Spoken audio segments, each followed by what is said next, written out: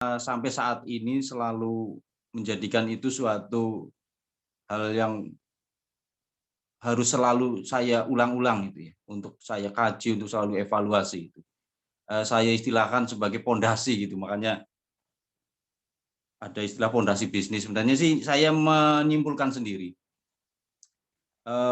Bisa dibilang teori ya, tapi teori ini bagi saya ini teori yang sangat dasar. Dan mungkin bagi teman-teman yang pelaku usaha, pelaku bisnis ya, mungkin akan beranggapan yang sama itu ya.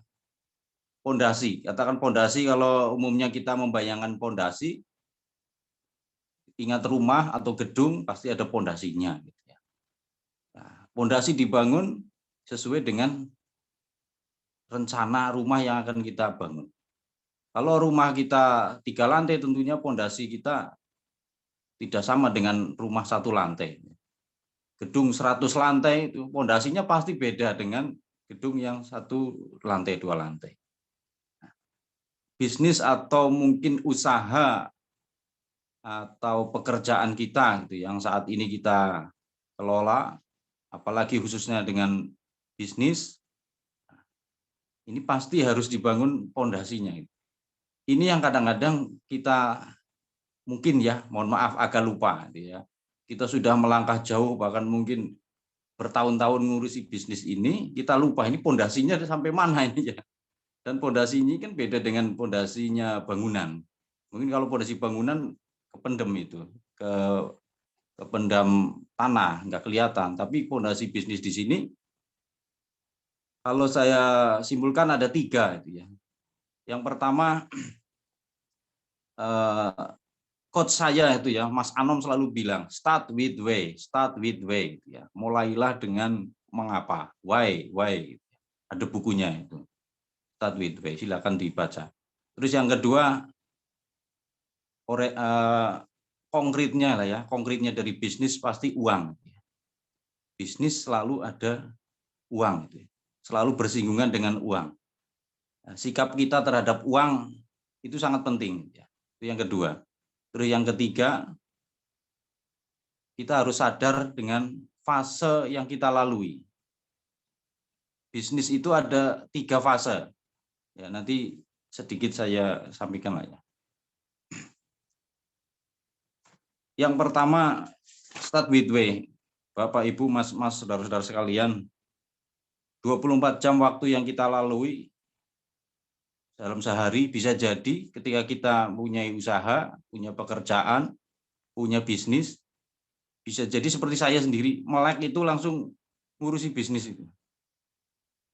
Begitu melek bangun tidur, yang dipikirkan diurusi, ya maksudnya selain langsung ibadah dan seterusnya, hampir 50% lebih, separuh hidup kita, waktu itu kita bersinggungan dengan urusan pekerjaan, urusan dagang, urusan bisnis.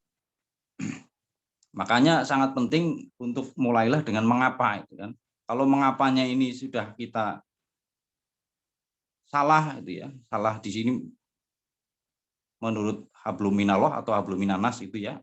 Lah, apa sih yang kita cari dari bisnis?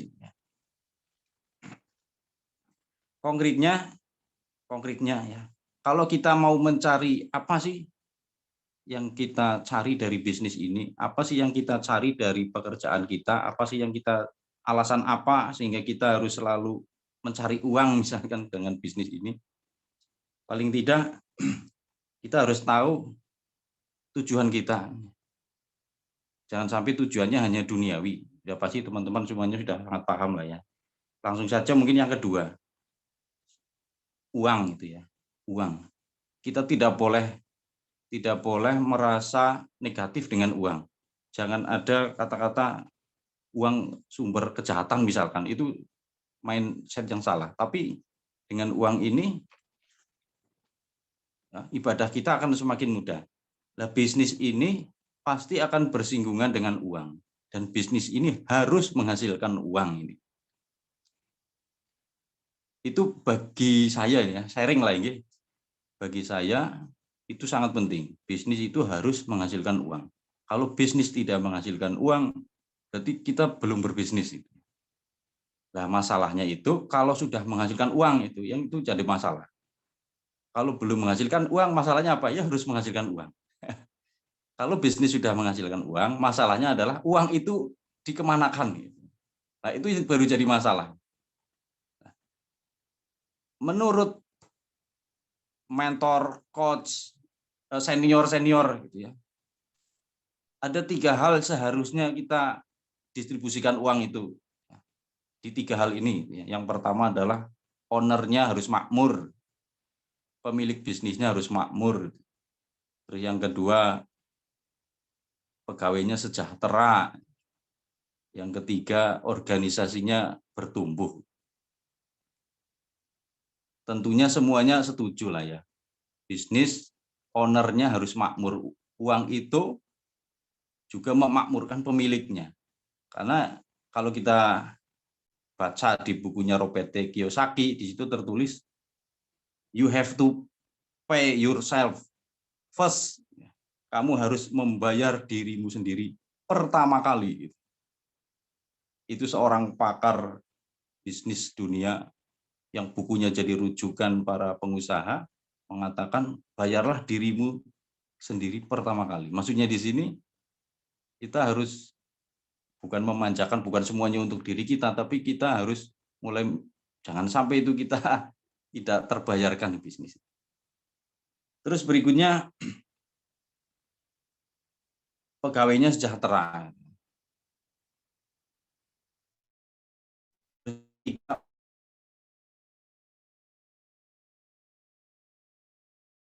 Owner makmur ini ada 2. Uang itu harus masuk ke aset supaya aset pribadinya bertambah sehingga jadi passive income. Kemudian yang kedua, harus jadi amal sehingga mendapatkan pasif pahala. Jadi tandanya owner makmur itu adalah asetnya bertambah jadi pasif income dan amalnya bertambah jadi pasif pahala. Jadi uang itu terdistribusi ke 3 hal. Yang pertama, ownernya harus makmur, pegawainya harus sejahtera, organisasinya harus bertumbuh. Owner makmur tandanya asetnya bertambah jadi pasif income, amalnya bertambah jadi pasif pahala. Terus fondasi bisnis yang ketiga, itu kita harus sadar kita berada di fase mana. Ini teman-teman, saya mohon maaf, ini saya menyampaikan apa yang saya sampaikan di materi tadi. Ini supaya saya juga semakin paham. Penting sekali kita memahami kita sedang berada di fase mana. Fase bisnis, usaha atau bisnis kita. Jangan sampai kita salah menyadari kita sedang berada di mana. Ada 3 fase bisnis. Yang pertama adalah startup, yang kedua grow up, 3 scale up. Jangan sampai kita salah, kita sedang berada di startup, kita melakukan hal-hal yang seharusnya di grow up atau di scale up. Kita sedang berada di grow up, tapi kita melakukan hal-hal di scale up. Halo Mas Odik. Mas Odik, ini suara saya terdengar apa enggak ya?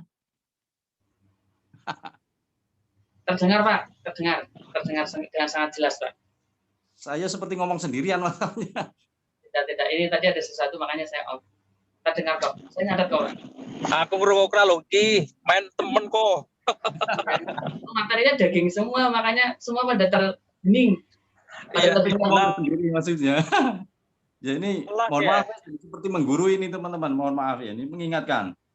Jadi penting sekali harus selalu kita ingatkan, ini apa yang kita lakukan dalam mengurusi bisnis kita yang kadang-kadang bahkan menyita waktu setengah dari 24 jam waktu kita, itu jangan-jangan yang kita lakukan kurang tepat ini. Itu harus selalu evaluasi. Nah, kita sedang berada di fase mana kan kita sendiri yang tahu. Fase startup, fase mulai. Kalau masalah utama kita ada di omset, ada di profit, berarti masalah kita startup. Ini ilmu daging dari Coach Anom salah satunya gitu. Kalau masalah kita masih di omset, di profit, di cash, kita untung apa rugi, kadang-kadang untung, kadang-kadang rugi, pemasukan dengan pengeluaran tidak imbang, kita berarti masih di startup. kita masih menjadi penjual, kita masih menjadi pedagang, belum menjadi pebisnis, belum menjadi pengusaha. Intinya gitu. Berarti masalah kita ada di skill menjual. Bukan di masalah modal uang. Terus di grow up, ketika kita sudah menyelesaikan omset, profit, sudah bisa menghasilkan cash, sudah menghasilkan keuntungan, berarti kita sudah masuk fase grow up. Fase bertumbuh. Di fase grow up ini masalah kita lebih besar lagi, yaitu mengurusi tim, sistem, karyawan, dan sebagainya.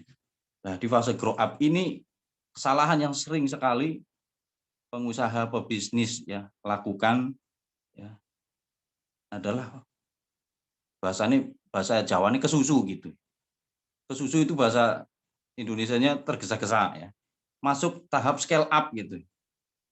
Karena apa? Tahap grow up itu menurut para ahli, survei dan seterusnya perlu waktu 3 sampai 5 tahun. Jadi teman-teman, kalau kita merasa bisnis kita sudah ada keuntungan, sudah ada cash, sudah ada uang masuk, jangan buru-buru masuk scale up. Maksudnya scale up ini cabang besar-besaran, sampai antar negara, antar dunia. Kalau antar desa mungkin masih sama. Kalau saya masih di grow up itu, masih baru tumbuh, belum berani masuk scale up, masih tingkatnya ya kecamatan lah.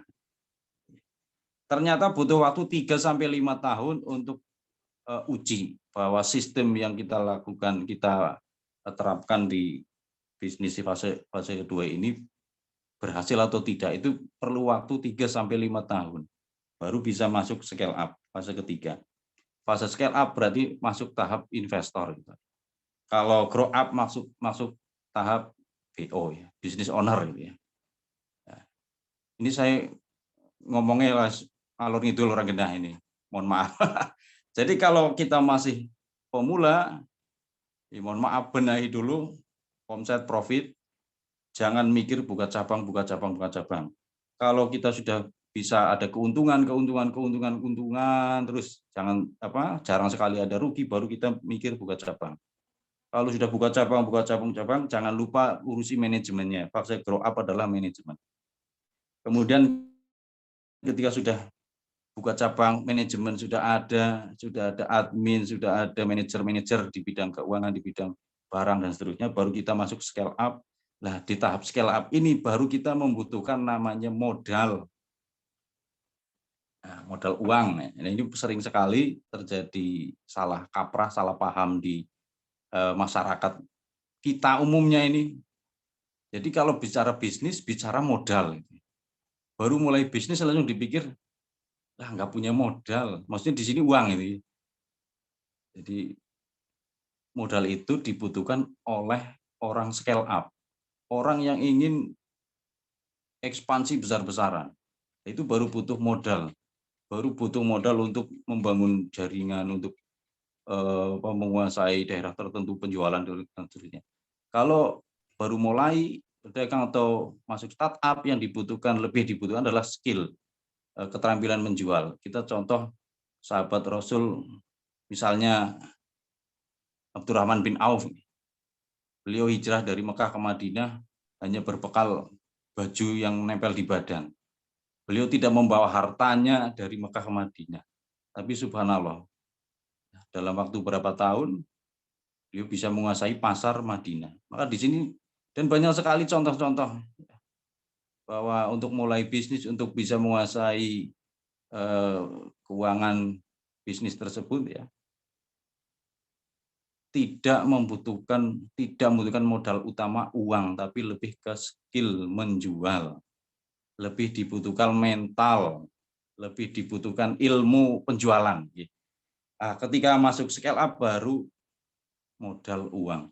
Nah, ini yang perlu selalu harus dievaluasi, kesadaran kita yang punya usaha, yang punya bisnis, kita sedang berada di mana. Di fase startup, grow up, atau scale up. Jangan sampai kita salah melangkah, jangan sampai kita salah ambil keputusan, salah mengambil kebijakan melakukan sesuatu yang tidak pada tempatnya. Kita nanti akan rugi sendiri, kita akan capek sendiri, bahkan tahu-tahu rontok sendiri.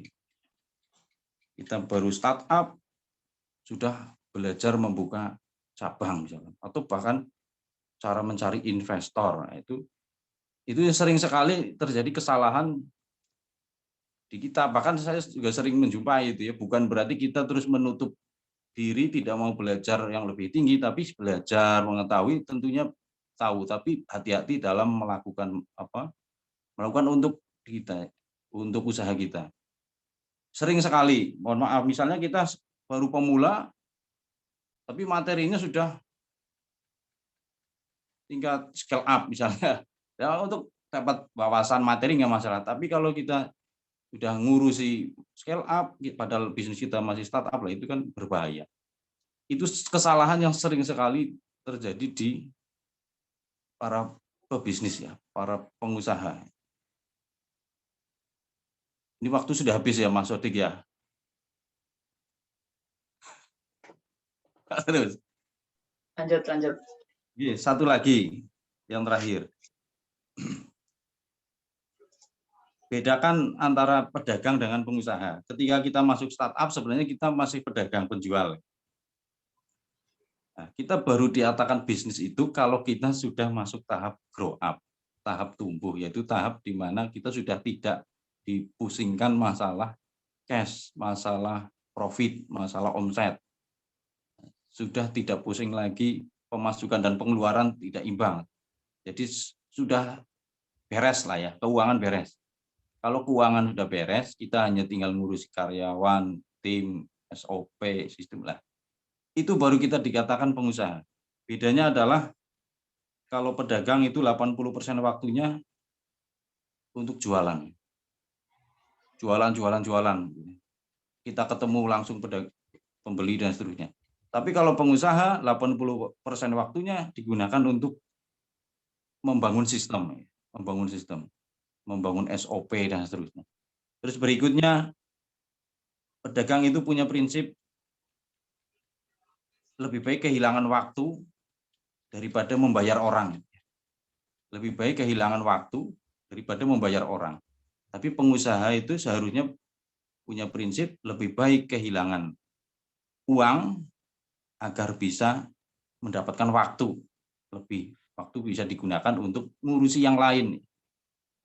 Terus yang ketiga, pedagang itu berpikir kalau masih bisa dikerjakan sendiri, kenapa harus bayar orang? Kalau masih bisa dikerjakan sendiri, kenapa harus bayar orang? Nah, ternyata seharusnya kalau kita ingin masuk tahap grow up gitu ya, kalau bisa dikerjakan orang lain, kenapa harus kita yang ngerjakan? Kita mulai harus, ini kan mindset itu, gitu. Pikir semua kan berasal dari pikiran. Kalau pikiran kita salah, ya kita akan di startup terus, padahal kita sudah seharusnya naik level gitu ya. Seharusnya kita sudah mulai berbagi dengan orang, ada peluang-peluang mungkin tetangga kita, saudara-saudara kita, teman ngaji atau mungkin keluarga teman ngaji kita, mungkin ada yang butuh pekerjaan dan seterusnya, kita bisa jadi wasilah untuk membuka lapangan pekerjaan baru. Tapi karena kita punya prinsip eman teman duitnya bayar nyong dewek bisa, itu prinsip itu yang kadang-kadang kesalahan yang sering dilakukan oleh pelaku startup ya. Hendaknya kita punya pikiran kalau bisa dikerjakan orang lain, kenapa harus saya? Itu kenapa orang pengusaha-pengusaha besar ini, mungkin Cina dan seterusnya, mereka itu punya usaha yang banyak sekali, besar sekali. Prinsip mereka kalau bisa dikerjakan orang lain, kenapa harus saya? Bahkan mereka menghilangkan kemelekatan dirinya. Bagaimana usaha itu udah jalan, bahkan tidak dikenal siapa pemiliknya. Pemiliknya entah di mana, bahkan jalan-jalan itu usahanya jalan. Terus biasanya para pedagang itu terjebak dengan rutinitas pekerjaannya sehari-hari. Mungkin yang buka toko, yang punya toko buka toko sendiri, nyapu sendiri, menjual sendiri, jadi kasir sendiri lah itu. Terjebak dengan pekerjaan sendiri. Seharusnya mulai dirubah, yaitu pekerjaannya bukan mengurusi rutinitas, tapi mengembangkan bisnisnya, yaitu belajar dan seterusnya.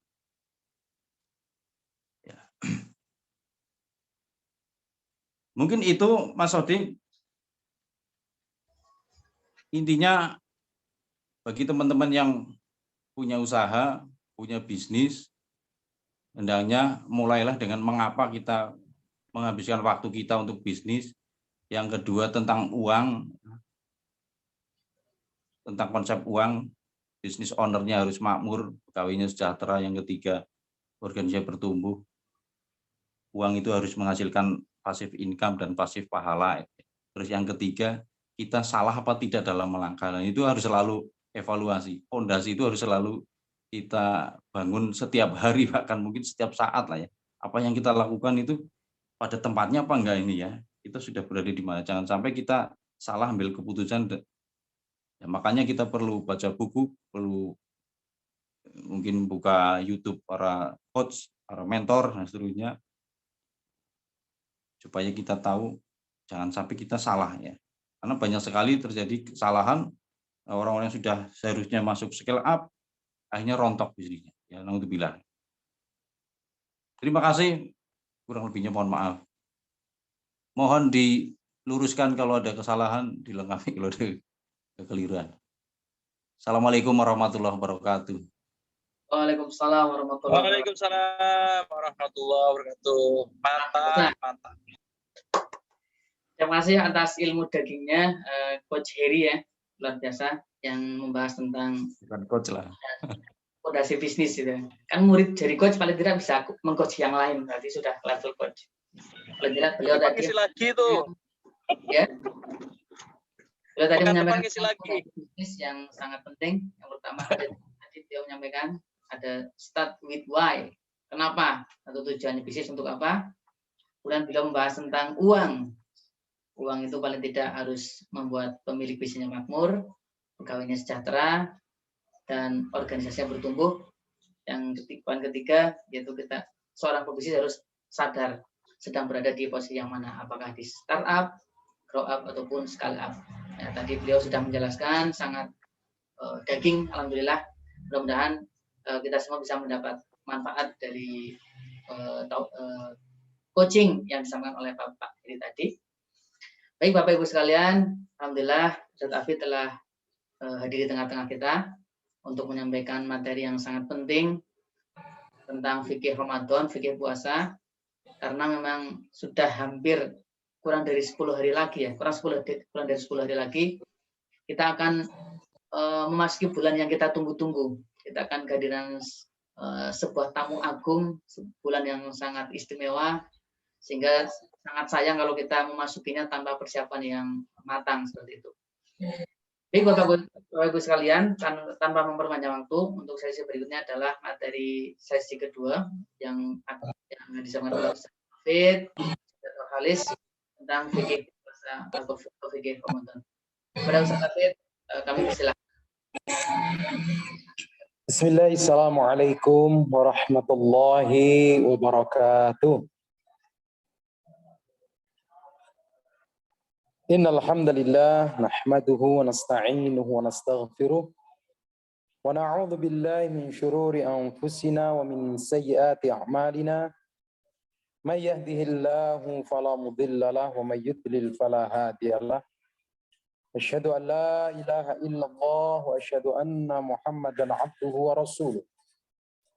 Allahumma salli wa sallim wa barik wa tarham wa tahannan wa an'im ala habibina al-Mustafa sayyidina wa maulana Muhammad wa ala alihi wa ashabihi wa man tabi'ahu bi ihsanin ila yaumil qiyamah, amma ba'da.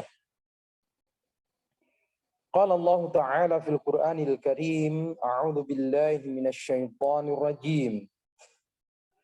Syahrul Ramadan alladzi unzila fihi al-Qur'an hudan lin-nasi wa bayyinatin minal huda wal furqan. Shadaqallahul azim wa shadaqa rasuluhul karim wa nahnu ala dzalika minasy syahidin. Ikhwas sekalian yang dimuliakan Allah, makin dekat kita dengan datangnya Ramadan, makin bertambah bahagia. Masya Allah, Ramadan Karim, Ramadan benar-benar ditunggu oleh setiap insan-insan yang bertakwa, yang ingin menambah ketakwaannya, menambah kedekatannya dengan Allah Subhanahu wa taala. Hari ini sebelum fikih puasa, saya ingin menyampaikan hal yang sangat penting yang Allah sendiri sampaikan di dalam Al-Quran, yaitu tentang pentingnya bermuamalah dengan Al-Quran di bulan Ramadan. Karena Ramadan adalah syahrul Quran, Ramadan bulannya Quran, bulan diturunkan di dalamnya Al-Quran, bulan di mana Rasulullah bertadarus bersama malaikat Jibril. Maka sejenak kita review lagi tentang Ramadan bil Quran. Saya awali dengan sebuah kisah. Di suatu malam di zaman sahabi, seorang sahabi jalil yang bergelar As-Saiful Maslul, yaitu Khalid bin Walid, menangis terseduh-seduh. Kemudian salah seorang sahabatnya bertanya, "Ya Saifullah, ma baluka, ma yubkika?" Apa yang menjadikan engkau menangis, wahai pedang Allah? Wahai pedang yang terhunus. Saiful Maslul gelarnya. Apa yang menjadikanmu menangis? Tiba-tiba beliau menjawab, yang jawabannya itu benar-benar membuat hati kita tergetar. Apa jawabannya? Syaghalani al-jihad fi sabilillah an qiraatil Qur'an.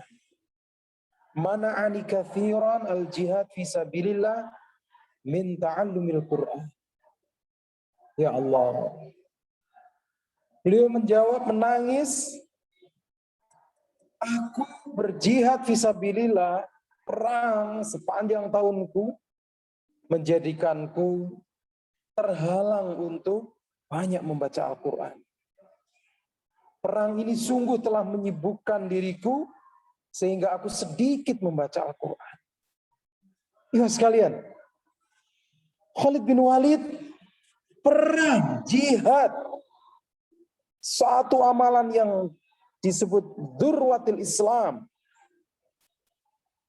Dzurwatuhul jihad, dirwah itu artinya sinam. Punuke unta itu namanya sinam. Bagian yang tertinggi dari Islam adalah jihad fisabilillah. Beliau sendiri, kesibukan berjihadnya itu membuatnya sedih karena tidak banyak membaca Al-Quran. Tidak banyak bermuamalah dengan Al-Quran. Tidak banyak mempelajari Al-Quran. Padahal yang menyibukkan beliau adalah perkara yang sangat mulia, yaitu jihad fisabilillah. Bagaimana dengan kita yang sibuk dengan perkara dunia sampai Al-Quran tidak diperhatikan? Teringat sabda Nabi yang diabadikan di dalam Al-Quran, keluh kesah Rasulullah SAW yang diabadikan di dalam Al-Quran, Suratul Furqan ayat 30. Wa qala ar-rasulu ya Rabbi inna qaumi ittakhadhu hadzal Qur'ana mahjura. Rasul berkata, ya Rabb,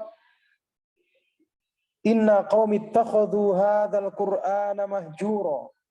Sesungguhnya kaumku ada yang menjadikan Quran ini mahjura.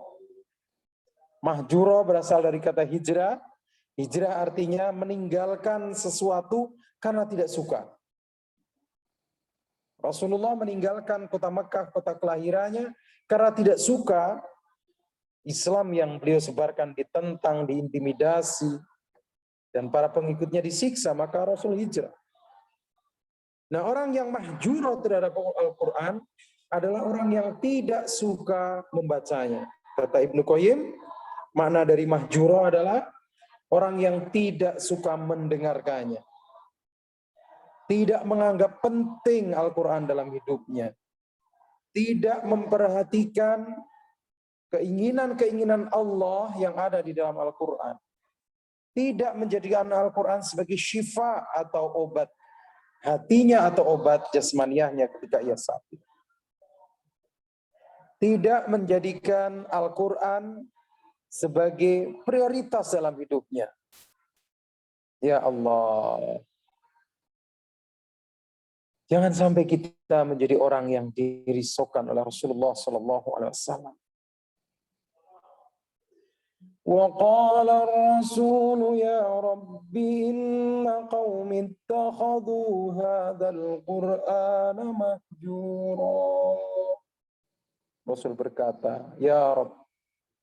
Kalau kita belajar bahasa Arab, kalimat Ya Rabb, Ya Rabbi adalah kata-kata untuk menyampaikan keluh kesah, menyampaikan permasalahan yang sangat mengganggu. Sehingga mengucapkan dengan kata, Ya Rabb, inna qaumi ittakhadhu hadzal Qur'an. Sungguhnya kaumku ada yang menjadikan Al-Quran ini sebagai mahjuro, barang yang dianggap tidak penting, tidak suka membacanya, tidak suka mendengarkannya, tidak memperhatikan isinya, bahkan tidak menjadikan Al-Quran sebagai prioritas dalam hidupnya. Allahumma ja'alil Qur'ana rabi'a qulubina, ya Allah, jadikanlah Al-Quran hal yang paling menggembirakan hati kami, menyejukkan hati kami. Nah, Ramadan yang akan datang adalah Syahrul Quran. Syahrul Quran, bulan Al-Quran. Mari kita tengok bagaimana para sahabat menyikapi Ramadannya itu terhadap Al-Quran. Utsman ibn Affan yang sangat terkenal sebagai Qari'ul Quran, yang sangat suka membaca Al-Quran, bahkan ketika beliau meninggal pun sedang membaca Al-Quran. Beliau mengatakan, jika hatimu bersih, maka kau tidak akan pernah kenyang membaca Al-Quran. Jika hatimu bersih, maka kau tidak pernah akan merasa puas membaca Al-Quran. Pasti kamu ingin terus-menerus membacanya, mempelajarinya. Para sahabat, begitu datang bulan Ramadan, berkonsentrasi untuk bermuamalah dengan Al-Quran. Sayyidina Utsman ibn Affan terbiasa duduk membaca Al-Quran sehari semalam khatam. Membaca sehari semalam khatam itu bukan sesuatu yang mustahil dilakukan di zaman ini. Para santri hufad, mereka sudah terlatih untuk setoran. Dilatih mulai dari sekali duduk 1 juz, sekali duduk 2 juz, sampai sekali duduk 30 juz. Dan itu membutuhkan waktu 7-8 jam. Dan stop. Masya Allah. Para sahabat seperti itu. Begitu datang bulan Ramadan, mereka memprioritaskan diri untuk bermuamalah dengan Al-Quran. Era tabi'in, imam madhab yang 4. Mereka dahsyat sekali. Imam Syafi'i setiap harinya menghatamkan Al-Quran 2 kali. Jadi selama bulan Ramadan, beliau menghatamkan Al-Quran 60 marrah. 60 kali hatam. Dan qila fis shalah. Dan dikatakan menghatamkannya di dalam sholat. Masya Allah. Tidak terasa capeknya berdiri begitu lama sambil melantunkan ayat-ayat Al-Quran. Begitu pula yang dilakukan Imam Ibnu Abu Hanifah atau madhab Hanafi. Bahkan Imam Malik dan Imam Ahmad yang terkenal sebagai ahlul hadis, beliau menghentikan majelis fatwanya atau pengajiannya selama bulan Ramadan hanya untuk bermuamalah dengan Al-Quran. Bermuamalah dengan Al-Quran. Padahal muhadharah, ngaji, berfatwa, membuka taklim itu sesuatu yang sangat mulia. Pun demikian, menurut Imam Ahmad dan Imam Malik, tidak semulia dengan membaca Al-Quran. Bil mushaf, dengan mushaf, dengan membaca. Walaupun mereka sudah hafal di luar kepala. Karena dengan membacanya ada 2 pahala double. Matanya ikut mendapatkan pahalanya. Tuhan sekalian yang dimuliakan Allah, betapa pentingnya kita merasakan getaran Al-Quran di bulan Al-Quran. Bulan Ramadan. Ketika tarawih sebagai ibadah yang amat sangat dinikmati oleh sebagian besar umat Islam, tapi tidak dengan Qur'annya. Karena ketika imamnya membaca Al-Quran agak panjang dikit aja, makmumnya komplain. Bahkan mencari-cari di mana masjid yang imamnya cepat dan baca Qur'annya pendek. Padahal membaca Al-Quran di dalam sholat, pahalanya 5 kali lipat dibandingkan di luar sholat. Apalagi kita melakukannya di bulan Ramadan. Yang amalan Ramadan itu pahalanya sangat besar. Tidak seperti hari-hari biasa. Kuatur ruhaniyah, kuatnya ruhaniyah seseorang, itu akan menopang badannya. Tapi kuat badan seseorang tidak mampu untuk menopang apabila sholat yang panjang. Kalau hanya mengandalkan kuat badannya saja. Ustadz Lutfi Hasan Ishaq, seorang yang hebat penggerak di sebuah lembaga pemasyarakatan Sukamiskin, yang Sukamiskin itu berubah menjadi suka Quran. Atas jasa beliau, tarawih di bulan Ramadan, para narapidana ini, one night one juz, 20 rakaat 1 juz. Masih ditambah lagi dengan qiyamul lailnya. Kemudian 10 hari terakhir di bulan Ramadan, 1 malamnya 3 juz. Mereka bukan anak-anak muda, mereka orang-orang tua yang usianya sudah 60 ke atas. Kuwatur ruhaniyah menjadikan penghuni Sukamiskin menjadi suka Quran. Menikmati sekali malam-malam bulan Ramadan, sehingga mereka mampu menyelesaikannya dengan indahnya 1 malam 3 juz, 10 hari terakhir khatam di dalam sholat. Masya Allah, barakallah.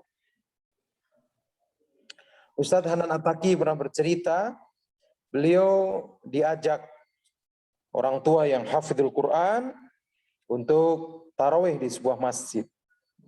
Ternyata yang tarawih di situ orang-orang tua kebanyakan, jarang sekali anak-anak muda. Tapi begitu mulai tarawih, ternyata bacaannya panjang sekali. Panjang sekali. Sampai Ustadz Hanan ini kecapean, kepayahan. Seorang tua mengatakan, "Ya syabab, anta ta'tamid bi quwwati badanika wa nahnu na'tamid bi quwwati ruhaniyatina." Nah, kamu masih muda, tapi tidak kuat untuk sholat berdiri selama kami berdiri.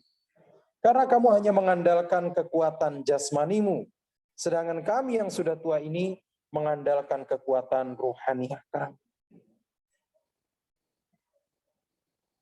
Maka ketika Al-Quran benar-benar dinikmati oleh hati, karena Al-Quran adalah Maidatur Rahman, Al-Quran adalah hidangan Allah, Yang menikmatinya adalah hati-hati yang bersih, hati-hati yang mulia, hati-hati yang diliputi oleh keimanan dan ketakwaan. Ikhwas sekalian yang dimuliakan Allah, mari kita merencana di bulan Ramadan yang akan datang, apa yang akan kita lakukan dengan Al-Quran. Tadarus. Tadarus itu adalah membaca, kemudian memahami, mempelajari. Tilawah, membacanya. Ada nasihat seorang syekh, wahwa pemegang sanad Qiraatul Ashrah. Dia mengatakan, wa in la taqdir ala an taqra al-Quran haqqa tilawati, kalau kamu tidak mampu membaca Al-Quran sesuai dengan haqqa tilawati, makhrajnya, tajwidnya, ismamnya, gunnahnya, faqra'u ma tayassara min, maka bacalah yang ringan-ringan dari Al-Quran yang kau bisa. Wa in la tastati', apabila karena kesibukanmu kamu juga tidak mampu untuk melakukannya, fasma', maka dengarkanlah. Sehingga bagaimana nasib mereka yang tidak bisa membaca Al-Quran? Bisa dengan mendengarkannya. Alhamdulillah saya khatam 3 kali. Khatam apa? Khatam baca apa? Khatam dengar. Gitu ya. Khatam dengar. Alhamdulillah. Wa inna tastati an taqra fasma', maka dengarkanlah. Jangan sampai membaca ya tidak, mendengar ya tidak. Bahkan Ramadan banyak diisi dengan lahul hadis, la'ibun walahun, main-main, canda-canda, menghabiskan waktunya untuk hal yang sia-sia, la yanfa, tidak ada manfaatnya. Aliyadzubillah. Oleh karena itu, 10 hari menjelang datangnya bulan Ramadan, mari kita intensifkan lagi bermuamalah dengan Al-Quran. Sampai kita tercatat di sisi Allah sebagai orang yang tidak termasuk orang yang ghafilin. Barang siapa yang setiap harinya membaca minimal 100 ayat, maka dia tercatat di sisi Allah bukan termasuk orang-orang yang ghafilin. 100 ayat, kalau kita hafalin suratul Waqiah sama surah Tabarok misalnya, dan menjadi wirid kita baca setiap hari Al-Waqiah, ya, kita baca setiap hari Tabarok, maka alhamdulillah setiap hari kita sudah membaca lebih dari 100 ayat. Masya Allah. Dan Ramadan ini menjadi bulan Al-Quran yang kita semangat sehingga nantinya kita diberi kenikmatan oleh Allah menjadi Rabi'al Qulub. Al-Qur'annya sudah menjadi hal yang sangat nikmat. Sangat nikmat. Sampai ketika tidak membacanya saja merasa merugi. Merasa merugi. Ya sekalian yang dimuliakan Allah, kita disebut sebagai generasi Rabbani, orang-orang yang Rabbani, itu karena bima kuntum tadrusunal kitab. Karena kita selalu mempelajari Al-Quran, bersahabat dengan Al-Quran, selalu bersama Al-Quran. Al-hayatu fi dhilalil Quran. Hidup di bawah lindungan atau bayang-bayang Al-Quran. Bukan meninggalkan Al-Quran yang disebutkan Nabi, yang keluh kesahnya diabadikan Allah di surah Al-Furqan ayat 30. Kering. Menjadi tidak menarik. menjadi tidak merasa ada hal yang belum dilakukan dengan Al-Quran. Tapi ketika kita tersadarkan, ya Allah, ternyata tajwidku, makhorijku, bahasa Arabku, terjemahanku, aku belum bisa. Ingin memahami Al-Quran. Nah, dari situ mulai timbul kesemangatan untuk bermuamalah dengan Al-Quran. Membacanya, menerjemahkannya, mengetahui tafsirnya, sampai benar-benar Al-Quran menjadi sahabatnya. Dan Al-Quran akan menjadi syafi'. As-siyam wal Quran syafi'ani. Puasa dan Al-Quran nanti di akhirat akan menjadi penolongnya. Ya Rabb, karena aku orang ini menahan lapar dan dahaga, kata puasa kepada Allah, maka berilah dia syafaat. Ya Rabb, karena aku orang ini syahirul layal, karena aku orang ini terjaga sampai malam hari, ya Allah, berikan dia syafaat. Al-Quran dan puasa menjadi syafi'at. Kita jadikan Ramadan yang akan datang betul-betul menjadi syahrul Quran. Bulan di mana Al-Quran menjadi prioritas.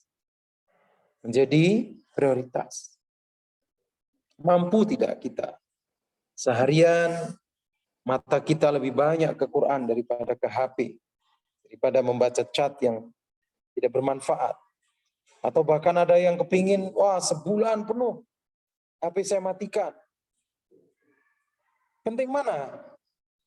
HP hidup dengan HP mati untuk Al-Quran, sebagaimana Imam Ahmad Ibn Hanbal dan Imam Malik menutup pengajiannya. Di ulama besar yang didatangi muridnya dari seluruh negeri di dunia. Tapi ketika Ramadan, mohon maaf, saya tidak membuka pengajian karena saya ingin bermuamalah dengan Al-Quran.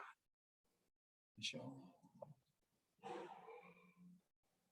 Ramadan Karim, Ramadan sangat mulia, dan Allah membagikan kemuliaannya kepada siapa saja yang menjadikan Ramadan sebagai syahrul Quran, syahrul mubarak. Allahumma ja'alil Qur'ana rabi'a qulubina. Ya Allah, jadikanlah Al-Quran sebagai rabi'a qulubina. Rabi'a qulubina. Baik, ya sekalian, itu pembuka dari yang kita sampaikan pada malam hari ini. Selanjutnya kita masuk ke sesi fikih shaum. Ini sudah ada beberapa pertanyaan pada pertemuan sebelumnya. Yang pertama, perkara yang merusak puasa, di mana sering dikatakan puasa yang rusak tapi tidak membatalkan. Sejauh mana puasa yang rusak itu? Bagaimana memperbaiki puasa yang rusak? Apa yang harus dilakukan? Taib. Puasa yang rusak adalah puasa yang hanya menahan lapar dan dahaga saja. Sementara matanya tidak berpuasa dari melihat yang buruk.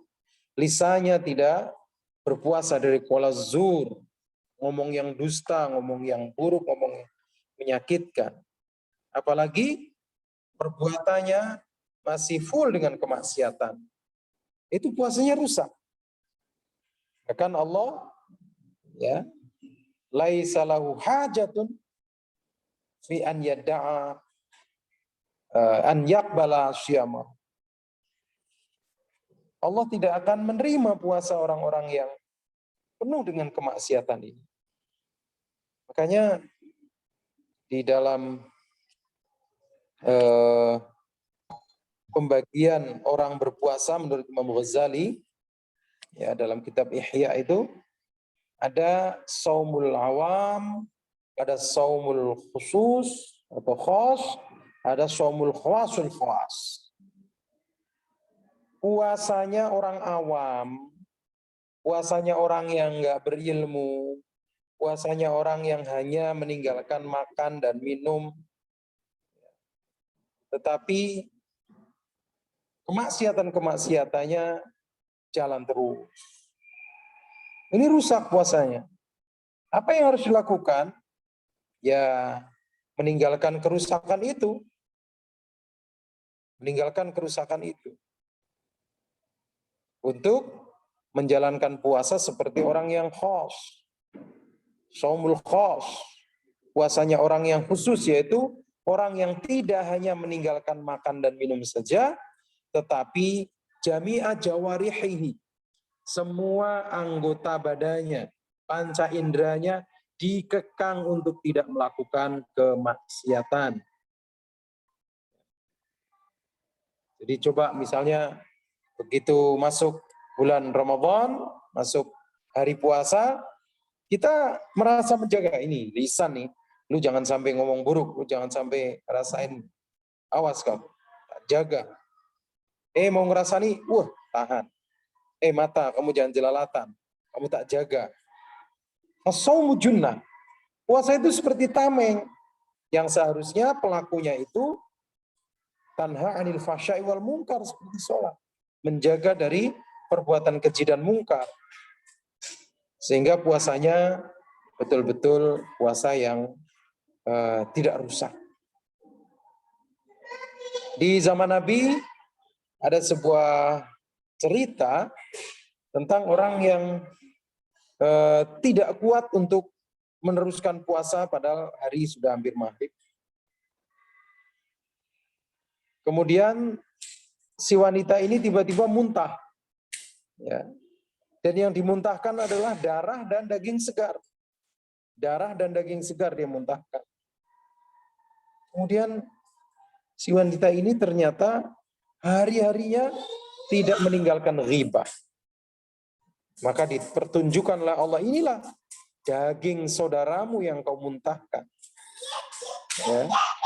Jadi orang yang ghibah, menggunjing keburukan saudaranya, seperti dia itu tega memakan bangkai saudaranya. Yuhibbu ayyakula lahma akhihi fakarihtumu maitan fakarihtumu. Tuhan sekalian, kita jaga puasa kita jangan sampai rusak. Apalagi puasanya orang yang khawasul khawas, yang nafasnya Allah, lisannya zikir, ya, langkah kakinya zikir, semuanya tertuju kepada Allah Subhanahu wa taala. Ya. Baik, selanjutnya kita jawab-jawab dulu pertanyaan.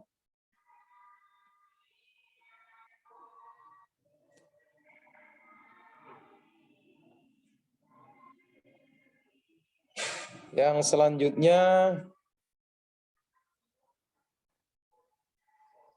apakah ada orang yang membayar fidyah tapi tetap harus mengqadha puasa? Ada orang yang berpuasa dan dia meninggalkan, ya, meninggalkan puasa, yang wajib mengganti yang qadha itu kan yang wa in kana maridhan aw ala safar, ya, yang sakit atau ala safar atau bepergian, itu fa'iddatu min ayyamin ukhra. Dia harus mengganti, mengqadha di hari yang lain. Di orang yang haid, ya, nifas itu masuk ke golongan itu. Orang yang berpuasa kemudian bepergian, kalau menurut Imam Syafi'i jaraknya paling tidak 2 farsakh, maka dia harus mengqadha atau mengganti di hari yang lain. Adapun orang-orang yang tidak kuat, misalnya orang yang tua renta, sakit, yang tidak diharapkan kesembuhannya. Artinya dia sakitnya itu udah menaun dan kayaknya susah sembuhnya. Ini cukup dengan fidyah. Orang yang tidak mampu melaksanakan puasa, ini cukup dengan fidyah. Di sana ada berbagai pendapat dari para ulama tentang orang yang hamil dan menyusui. Ya. Ada orang yang hamil dan menyusui. Ada pendapat yang kalau yang dikhawatirkan adalah janinnya, atau kalau yang dikhawatirkan adalah dirinya sendiri, atau kalau yang dikhawatirkan adalah keduanya. Kalau di fikih shaumnya Syekh Yusuf Qaradawi, beliau lebih mengkiaskan bahwa orang yang hamil dan orang yang menyusui itu orang-orang yang cukup membayar fidyah saja. Ya. Cukup membayar fidyah saja. Karena kalau dia harus mengqadha, beliau memberikan salah satu reason atau alasannya.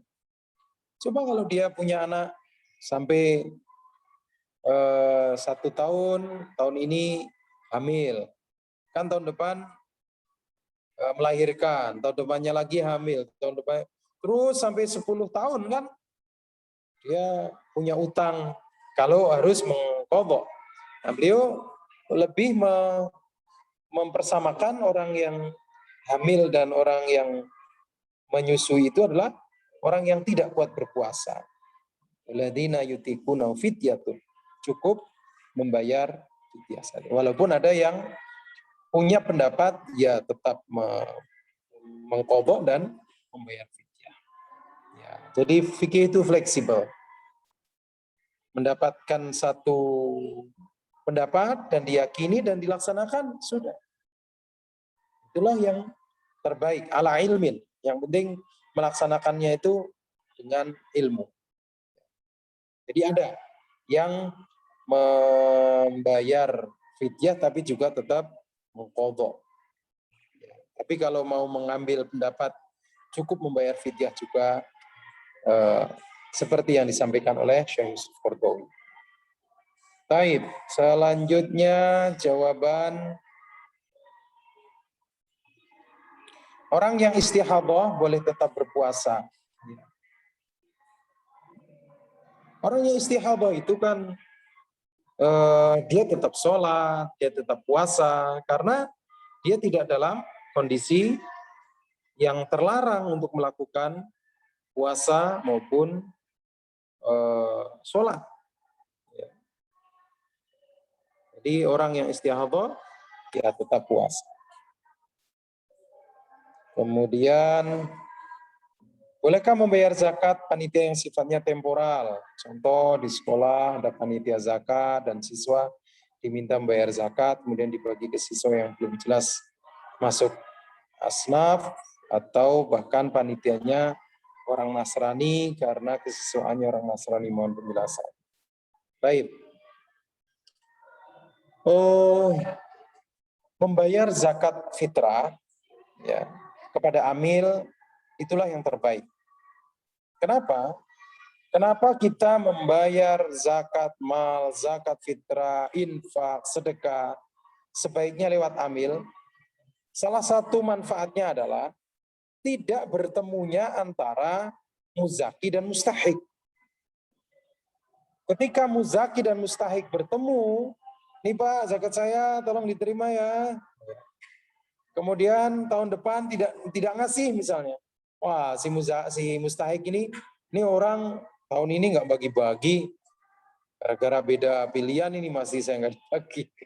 Atau tahun ini memang saya nggak punya duit untuk bagi-bagi zakat mal, tapi orangnya sudah ngarep gitu. Jadi menghindari yang namanya ria itu juga lewat amil. Nah sekarang amil-amil itu sudah banyak diresmikan oleh negara seperti Basnas, seperti Lazis, seperti itu lembaga yang diresmikan oleh negara dan mereka profesional programnya, ya. Jadi terbaik adalah lewat amil. Walaupun ketika memberikan langsung juga tidak apa-apa, ya. Tetapi yang terbaik adalah memberikan lewat amil. Memberikan lewat amil. Amil temporal memang ya, ketika yang di masjid-masjid itu, maka amil temporal itu nggak boleh mengambil haknya terlalu banyak, gitu ya. Kalau jatahnya buat fakir miskin lebih sedikit daripada amilnya, itu malahan lebih baik ya nggak usah ngambil lah, semuanya dibagikan untuk yang lebih membutuhkan. Sebetulnya ada satu perdebatan yang panjang tentang bolehkah membayar zakat fitrah itu dengan uang. Ya. Di 3 imam mazhab itu tidak membolehkan. Jadi zakat itu seperti ibadah mahdhoh, seperti sholat. Doanya nggak boleh pakai bahasa Indonesia, dimodifikasi nggak boleh. Zakat juga dianggap sebagai ibadah mahdhoh, ibadah yang harus dilakukan seperti Rasulullah melakukannya. Kalau Rasul pakai makanan pokok ya pakai makanan pokok. Yang berijtihad membolehkan zakat bin naqdin, zakat pakai uang itu Imam Hanafi, karena melihat masalihul mursalah. Kemaslahatan itu para mustahik lebih maslahat kalau mendapati uang, karena bisa dimanfaatkan untuk yang lain. Daripada dia mendapatkan bahan makanan pokok, sementara dia di rumah sudah punya, dan dijual lagi ke tengkulak, ya dalam hal ini yang diuntungkan cuma tengkulak. Jadi kalau ada orang yang mengatakan di kampung, weh orang sah kok bayar zakatnya, nganggo duit, ya nggak apa-apa, itu pendapat dia, Imam Syafi'i banyak di Indonesia. Tapi walaupun Imam Syafi'i memfatwakan tidak boleh, kebanyakan orang Indonesia di urusan zakat ini memakainya Imam Hanafi yang memakai uang. Kan ada juga yang panitia menyediakan beras gitu ya untuk formalitas. Jadi berasnya mebel di tuku, mebel di tol itu. Nah, itu modifikasi fikih gitu. Kalau memberikan fidyah itu boleh setiap hari, boleh dirapel, ya, diberikan ketika sudah punya, memberikan, dan memberi melebihi dari batas minimal itu lebih baik. Ya, memberi melebihi dari misalnya setengah kilogram diberi 1 kilo atau beri. Saya meninggalkan bapak saya meninggalkan puasa 5 hari, saya akan membayar fidyahnya sekian kepada orang miskin. Jadi memberikan melebihi itu lebih baik, yang lain dianggap sedekah.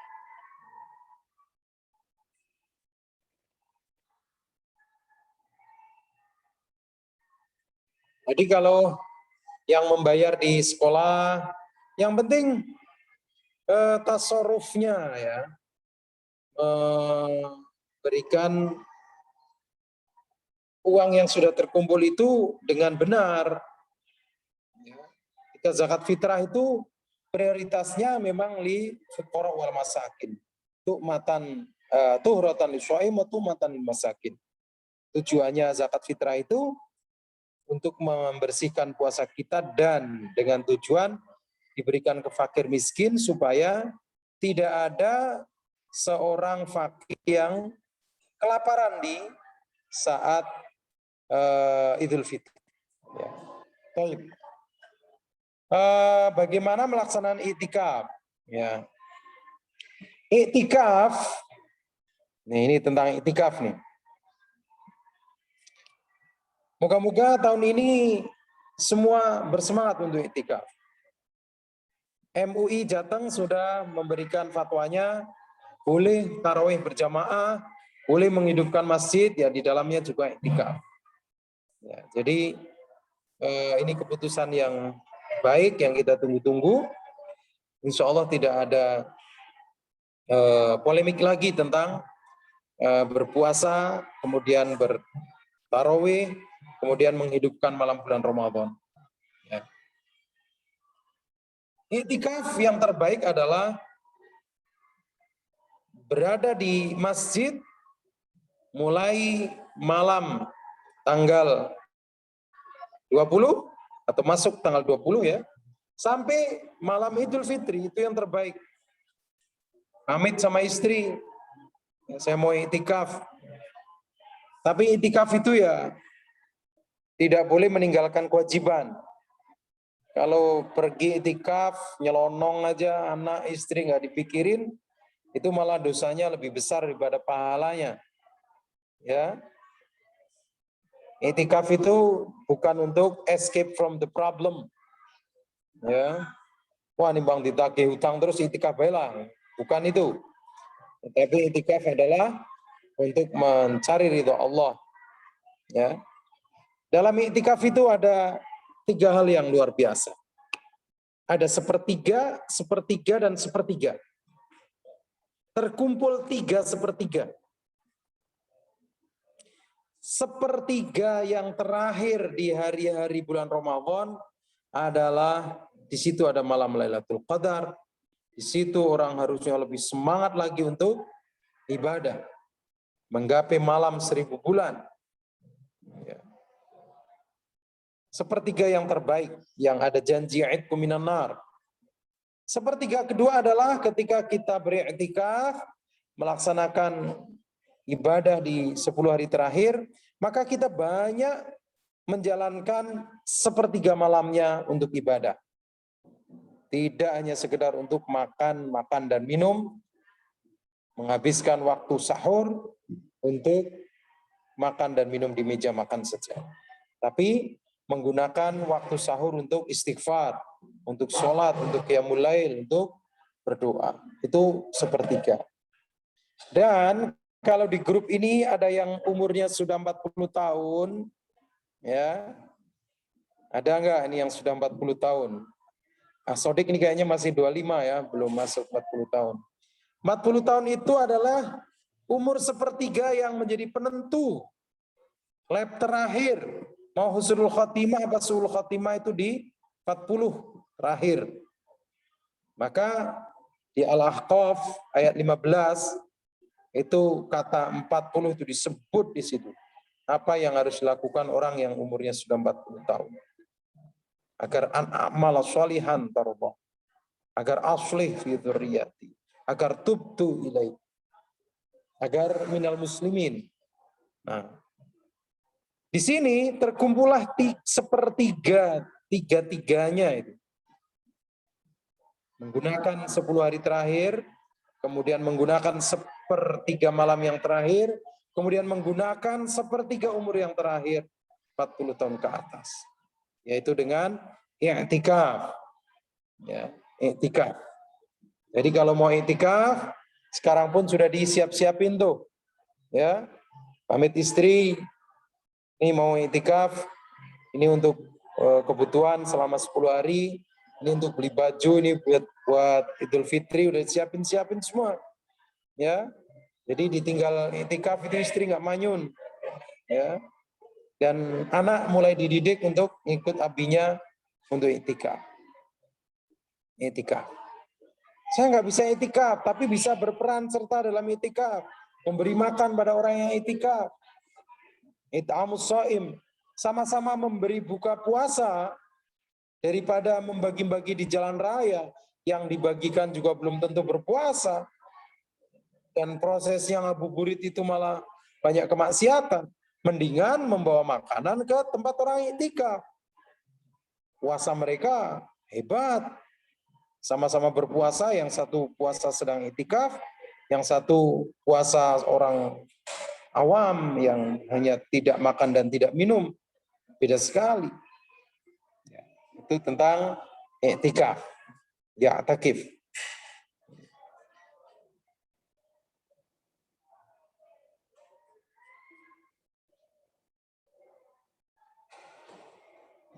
Taib. Bagaimana dengan ibu-ibu yang ini i'tikaf? Ya, i'tikaf itu kan artinya berdiam diri di masjid walaupun 1 jam, 15 menit. Tapi kalau ada niat nawaitul i'tikaf lillahi ta'ala, itu sudah terhitung i'tikaf. Ya. itu sudah terhitung itikaf. Tapi itikaf yang terbaik adalah full. Jadi ada kaidah dalam usul fikih, apa yang tidak bisa kamu lakukan semua, jangan kau tinggalkan semua. Ya. Apa ya la yudroku kulluhu la yutroku kulluhu. Aku cuman bisanya malam toh, percuma nggak usah itikaf. Bisanya malam ya malam itu.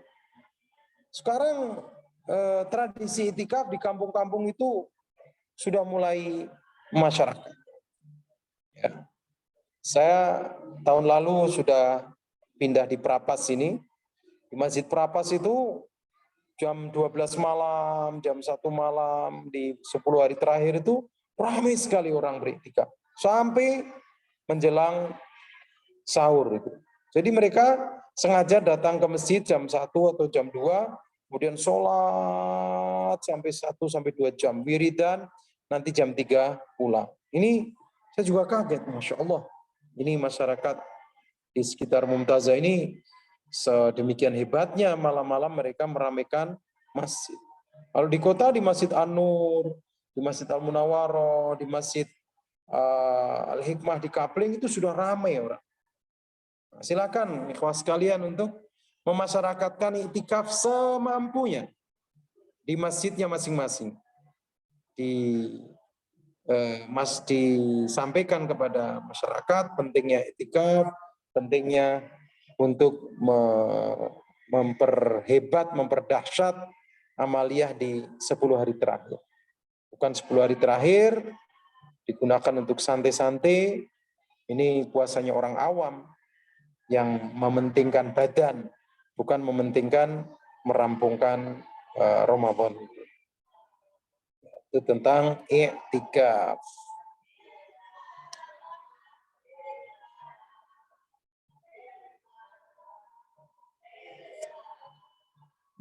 Orang yang punya utang puasa beberapa tahun yang lalu, ya wajib.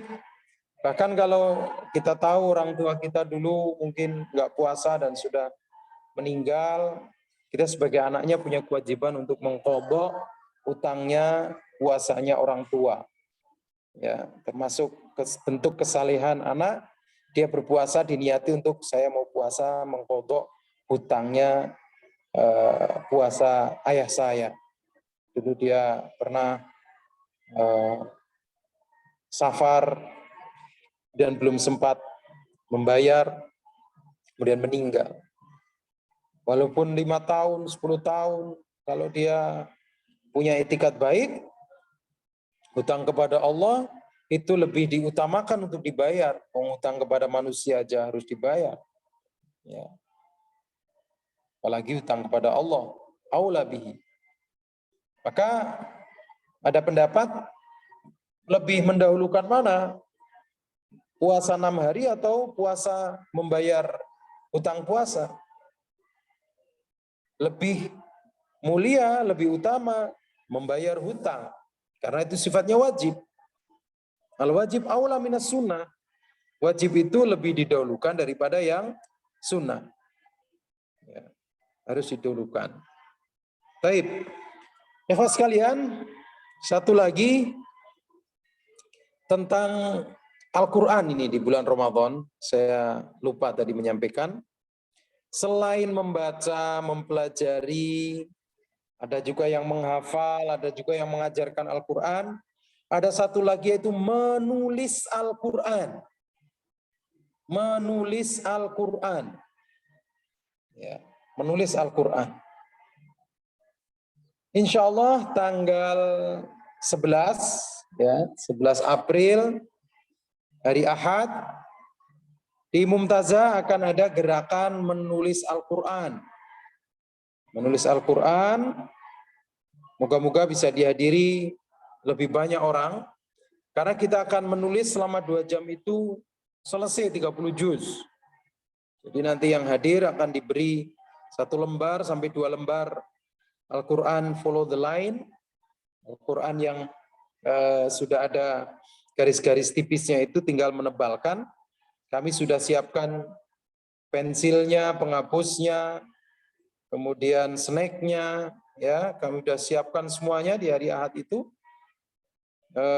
Dan kami juga beri Qur'annya, ya nanti pulang bawa oleh-oleh Quran untuk ditulis nanti di rumah selama bulan Ramadan. Jadi boleh putra-putri panjenengan, kalau ada yang punya TPQ, silahkan TPQ-nya bisa dibawa ke Mumtazah di tanggal 11 hari Ahad, akan diliput oleh MNC TV. Ini menjadi acara nasional. Mumtazah menulis Al-Quran.